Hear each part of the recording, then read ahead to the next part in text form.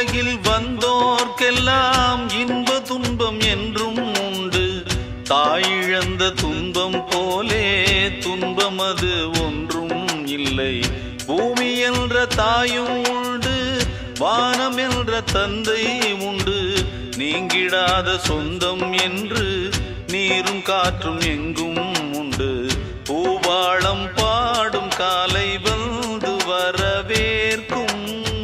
தாயின்றி நின்ற பிள்ளை தன்னை என்றும் காக்கும்.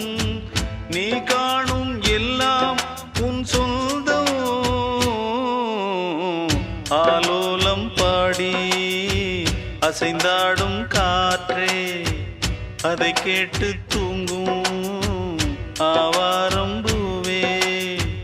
தனியானால் என்ன துணை இங்கே, நான் பாடும் பாட்டுண்டு.